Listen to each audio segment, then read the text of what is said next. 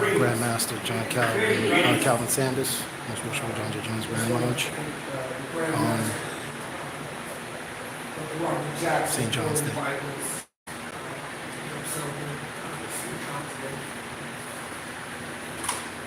Excuse me, voice. It's a little harsh.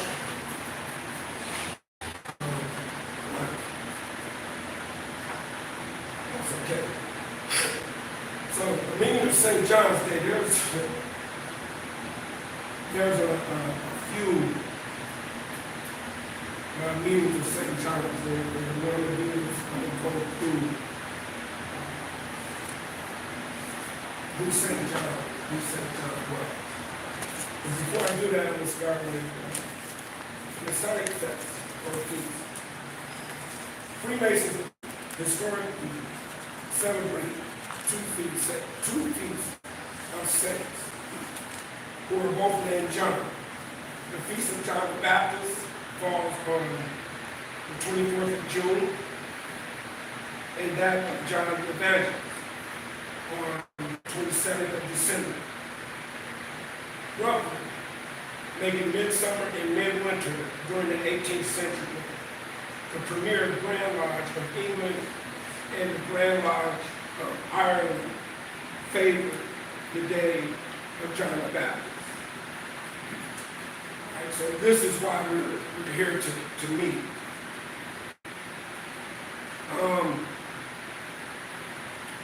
John the Baptist, if that's what we're celebrating today, being the 25th of June. So, who is John the Baptist? It is said to have been the itinerant preacher active in the area of the Jordan River in the early 1st century AD. He is also known as John the Forerunner in Christianity, John the Immerser in the Baptist Christian tradition, and Prophet Yahweh in Islam. He is sometimes alternatively referred to as John the Baptist. John is mentioned by Roman Jewish historian Joseph,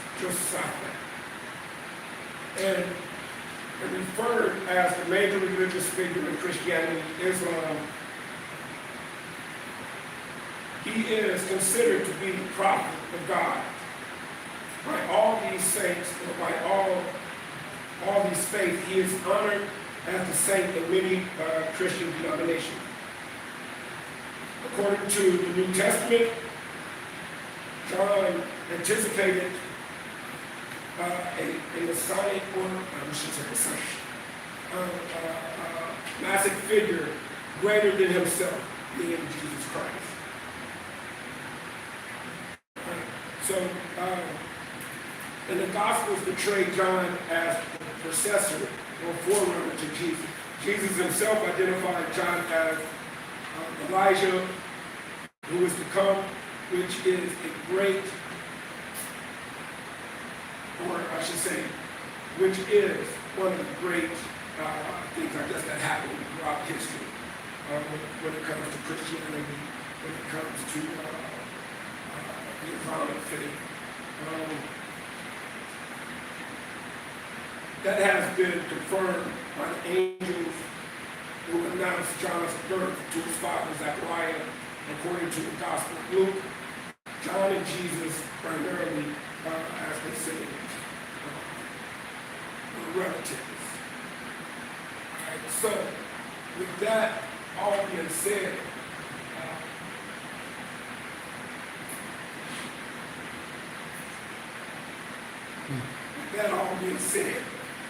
I'm going to go ahead and introduce them. I can go deep into it. It's not my place to do that. So, I'm going to go ahead and introduce the speaker of the hour. Good friend of mine.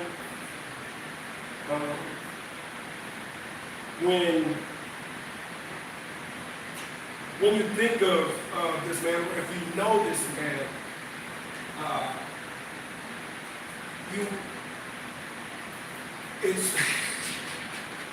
it's hard to really put into terms unless you actually know him. This man has traveled these United States trying to unify Masonry across border lines. I've sat at tables with him where he sat down with Prince Hall Masons, he sat down with Carter Freemasons, he sat down with white Masons, black Masons, Mexican Masons, Filipino Masons. So trying to label him is hard. He has a YouTube channel that a lot of Masons, and from understanding, some Eastern Stars might even be on there learning. And it's just not learning Masonry, but it's learning the craft. Because that's what we are. We're one, whether it's Eastern Stars or Freemasons. So, with that being said, it is my honor to introduce my past Grand Master, my most prudent sovereign Grand Commander, Brother Tony Hawkins.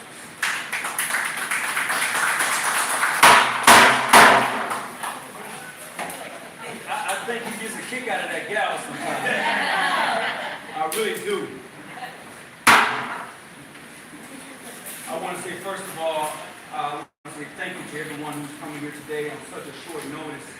To my brothers of the craft, modern and free, and to my sisters of the order, modern and free, to my grand matron of state, associate matron of state, and the officers of the Garden Grand Chapter, I want to say thank you for coming and supporting on such a short notice. And to the brothers of the craft, modern and free, and to the sisters who are here just visiting, I want to say thank you for coming on behalf of the brothers and sisters here. So today, this is going to be very interesting. Now, let me tell you something. I could actually hoop and holler. I can do that. I go to church and I talk at church. I minister at church. I actually do that on Sunday. I got to speak tomorrow on Sunday. But today is going to be a little bit different. Because we are celebrating St. John's Day, am I right?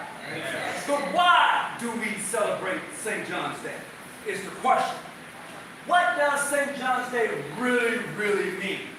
And I would beg to differ that once I get into this particular lecture, not a preaching type of thing, but more of a lecture type of thing, it's going to inspire you to go back and research what's actually happening.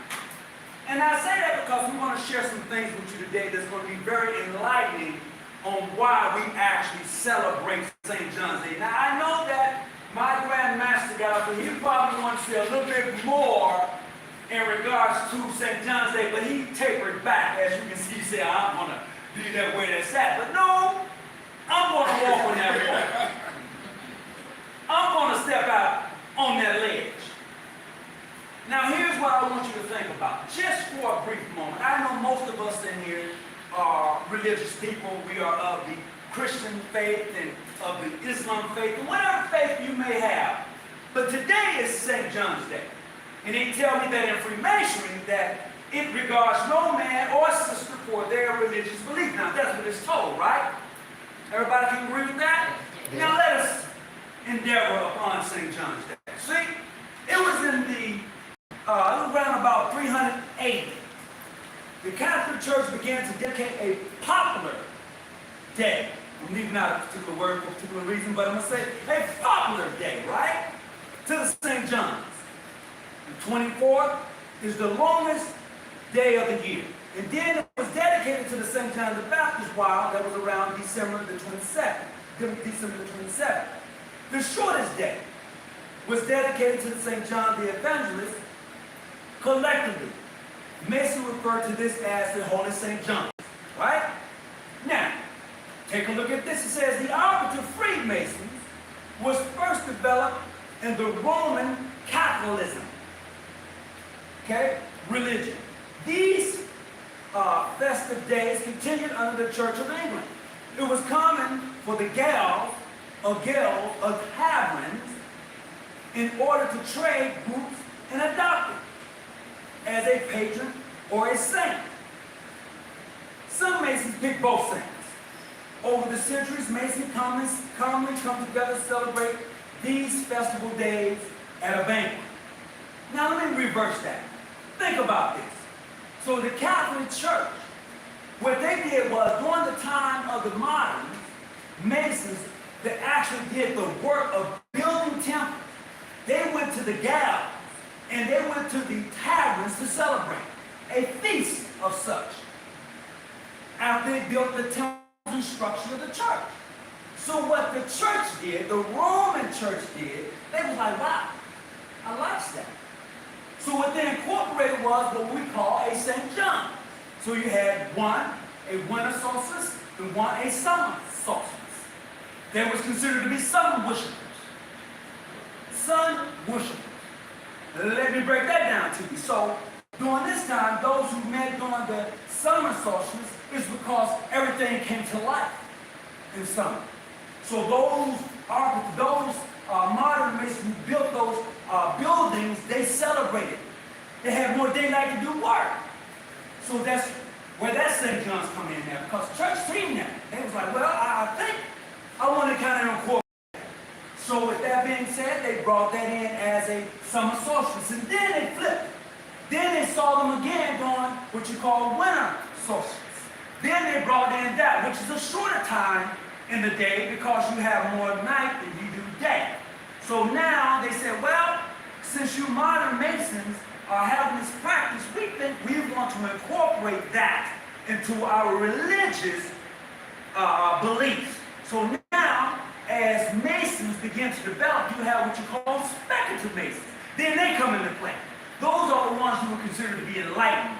Those who hold secrets of certain things. You would say, brother, what do you mean certain secrets?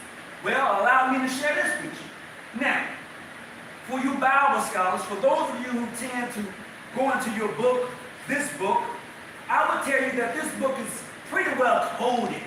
And you would probably look at me and say, well, what do you mean? It's written simply. No, it is not written simply, because the words that I'm mentioning in this book, some words could not be therefore translated because of the language, so they interpret certain words to mean certain things. So the meaning that we may use is not necessarily the meaning for the book. Now, with that being said, let's move forward. So as things began to progress within the Freemasonry structure, and those speculative Masons, those educated and enlightened individuals, became familiar with this trade of Masons, they began to incorporate themselves. This is why you have the apprentice, the fellowcraft, then a master Mason. But once you became an apprentice and became proficient as a fellowcraft, then you were considered a master Mason, not initiated, passed, or raised, but considered a master Mason because you were proficient in the degree work. So as time progressed, things began to change in development. So what they did was said this. And currently, even though Freemasonry today is non-denomination, non-sectarian, American Masons have retained these customs of old. Part of the ritual in American setting, Masons come from the hands of Holy St. John's. You brothers know what I mean. You've seen it, you've read it for yourself. It's just not to spill anything, and I'm not spilling any secrets, but we know what we ask, from which you come, from the Holy St. John's. That's what we say here in America. But however, if you have other Masonic rituals, it says the same thing, and it says, I come from King Solomon. Now, St. John's Day, the Masonic feast, Freemasonry historically celebrates two of them, as my sitting grandmaster said. One is in June. We're very close. We just passed the date. I think it's June 21st, and the next one will be December the 22nd. So what happens during these times? What brings forth this celebration of St. John's Day? During the solstice, the sun is at its highest peak. Now, there's an officer within the Masonic family. He sits somewhere over in the south. They said, brother, what's your duties there? This is no secret. I want to clear the air. This is no secret. He says, my duties, as the sun is in the west, in the south, if I'm not mistaken, the sun is in the south at its meridian height. So in the glory and the beauty of the day, so stands the junior warrior. The junior warrior in the south. Now that's what it says. Now with that being said, we're going to move on forward. It says, all right, So now you understand that the summer solstice, because the sun is at its meridian height, and you have more of daylight. All right? Now, as we continue, it says, doing this high point over the topic of Cancer. Now, you may say, well, what is Cancer? That's your zodiac sign. So, and the reason I'm going to bring that up is because what we do is, when most of us see the Lord's Supper, we see 12 disciples sitting at the table. Not that that's what my grandmaster didn't really want to touch. But you see 12 disciples sitting at the table, and Christ being in the center, with the Virgo to his right. Right? And what I would want you to do, sisters of the order and brothers of the craft, if you think I'm lying to you, if you think I'm lying to you, I need for you to go back and check what I'm saying. So, as you see the 12 disciples sitting at the table, Christ being the center, which represents the sun. The 12 disciples represent your zodiac sign. If you don't believe me, go look this up for yourself. And then you will understand why, when the earth rotates around the sun, it rotates on the axis. And as it begins to rotate on the axis, you get close to Christmas, and you can see how the sun begins to kind of really taper off a little bit. And then, you ever heard about that longest day in the year? That longest day in the year, that longest day? I'm going to get to that. I'm going to tell you why is that. It says the two solstices happens on June the 20th or June the 21st. December the 21st or December the 22nd. These are the days when the sun path in the sky in the farthest north or the south of the equator. A hemisphere of winter solstice and the shortness of the days, in the long time, or not the long time, but the long days in the summer. Why is December the 22nd the longest day of the year? Because, we say Christ risen from the grave. So we celebrate this thing we call Christmas. Am I right? We celebrate this thing we call Christmas. So we're going to dive into that for a second. And it says, in the southern hemisphere, on December 22nd is the longest day and the shortest night. Pay attention. It's the longest day and the shortest night. The earth is tilted on its axis 66.5 degrees. This way, on the two Pacific days of the year, on the pole of the earth is tilted away from the sun. The pole nearest the sun, therefore, has the longest day. The pole nearest the sun has the shortest day. Right? I'm not going to be up here long. I just want to share some information with you on why we do what we do. It says, what do you call the equator, the day and night on September the 23rd? That event is known as the equinox. Okay? It is eagerly awaited by space enthusiasts as it takes place twice a year, March 21st and September the 23rd. On the equator, on the equinox day, the sun moves across the celestial sky. It moves across. Okay? And then it comes back and it says it is directly lined above the equator, so it goes up that way. Right? And then it makes the picture of the cross. This is why we who are Christians celebrate the birth of Christ during that time of year. Because the sun makes a cross in the sky. And then, not only that, we say he was in the tomb, 3 days, 2 nights, or 2 nights, 3 days, something like that. Now, the significance is because the sun dies and then is resurrected. So when the sun is at its lowest peak, represents death. And then as the earth begins to tilt and it begins to rise again, and you can see as the daylight is a little longer, it is resurrected. This is why in April, everything springs to life. Everything comes to life. And if you're a farmer, in the country, like I'm a country boy from Mississippi, I'm not telling you about a country boy. This is why they burn the harvest. That they couldn't do anything with, they burn it. Going to 1 month. And they tilt the ground again. So when it comes springtime, they're able to replant and to regrow. So this is why we who are Masons and Eastern Stars, we protect in the thing we call St. John's Day because of the festivity. It's supposed to be a time of rejoicing and feasting together. This is why the church adopted St. John the Baptist and St. John the Evangelist. Although we may consider, wow, those are two patrons. Nah, it wasn't that way. It was because these Masons of the craft at that time, they were sun gazers. They literally like, hey, son, let's go do our thing. And they met at the tavern, place to get down with. It's plain and simple. But when the church seen that, they adopted that.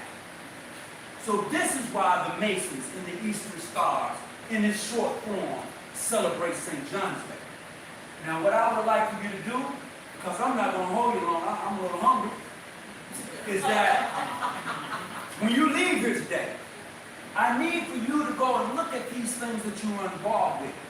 You being an Eastern Star, you being a Master Mason, and understand the craft that you are part of. Most of us have no clue of the things that we do and why we do them. Now, when I was a youngster coming up, them old heads hit the gavel, I never questioned why we did what we did. I didn't do it until one time, W.E. Bowen, and I was taking up money, offering time at St. John's Day. This little white amount, we was going out. We was marching out, we was cutting the corners. Ooh, we was making a good system. We was cutting the corners. I was up there taking up money. He said, son, don't get too happy. Watch people's hands. Those who proclaim to put in are actually taken out. I'm like, so I can't really enjoy myself. I can't really get down. That was my first initial awakening to why we do what we do. So I began to question things. Why we wear the regalia. Why the collars? Why the names of the titles that we carry? It puts you on a journey of an awakening moment, of the aha moment that you find as an Eastern Star, as a Mason. See, there's one thing about the Eastern Star that I really like. Once they set the Holy Bible on their altar, it cannot be deviated or changed. It is geared towards a more Christian organization. That is a fact. It is not something I'm thinking about or something I want to call out. That is a fact. Now, with the Brotherhood of the Freemasons, the Society of Freemasons, not a fraternity, Greek fraternity, or any of that. Freemason is a society. And what we do is we say because it is a non-denominational thing and we don't care about your religious belief, but you must believe in a supreme being. So therefore, we welcome all brothers to the table. And we take forth the scriptures from the Bible where it says, it's been quoted 3 or 4 times today, behold how good and pleasant it is for brothers and sisters to dwell together in unity. But on the unique side of that, when we come to the table and have that feast of the St. John's, we should understand why we're having the feast. Not just because it's something that's always been done. There's too many people that have always done what someone else has done, and then they find out later that it was wrong, and then they're like, wow. So I'm not going to get here and tell you something in regards to, oh, I'm going to hoop and holler. No, I want you to understand why we're having this feast of the St. John's. It is that time of year. It's summertime. You in California. The beaches are beautiful. You're out. You are about. You are enjoying yourself. You are having a feast. This is why we have the St. John's Day. It is all about feasting. It's all about enjoying life. However, we know that it's been incorporated into the church service, so we bring it in, and there's nothing wrong with it, but we must understand as a craft and as a system in order to start why we do what we do. I want to say thank you for allowing me to bring this forth to you. Tomorrow I will be at Southeast Community Presbyterian Church, and that's going to be about Esther. Now, and just to give you a tad bit on that, Esther was something else. Now, my grand matron's always teasing me about taking other people's properties when we're at session or workshop. Now, I will admit that at times I have confiscated information that wasn't necessarily mine, but was sitting next to me. And it's not that I hadn't planned on giving it back, but I needed to see it and hold on to it for a little while. So I just want to let those who have been in meetings with me know that your information that I have is in safe hands and keep it. Right, bro? I just want you to know that. So I don't want to hold you long, but I do want you to understand why we do what we do. And tomorrow, as I get up and speak about Esther and the powerfulness of a woman, that's going to be special, because what happens a lot of times is that women are hardly ever mentioned in the Bible. Now I need you to do this for me as I take my seat. You need to understand why they're not mentioned in the Bible. Go back and find out how come they're only mentioned about maybe 10 women in the Bible. Everything in the Bible, and I've read it, is geared towards more of the male masculinity, which is fine. But you need a balance. And I've found in this thing we call Masons, the sisters of the order is our balance. You're that, and I tell you what. I'm like you now, I'm trying to think, should I touch it? As you progress in this thing we call the Masons and Eastern Stars, once the foundation is laid, which is the bottom floor, and as you travel upwards through the hands of Jericho and the degrees that you receive there, and you begin to look down, and you will be able to see the works and why it's done that way. And you will have a better understanding of why we do what we do and love the way we love this craft, and why we love the sisters of the Order of the Eastern Star. I want to say thank you for allowing me this time, and it's about almost 1 o'clock. I think that's pretty good, knowing that we got started late. And join me tomorrow at 210 Southeast Community Presbyterian Church. I'm going to talk about that lady called Esther, and I think once I get done, they may not have me come back. But thank you nonetheless. I appreciate it. Brothers and sisters of the Hawkins, speaking on St. John's Day.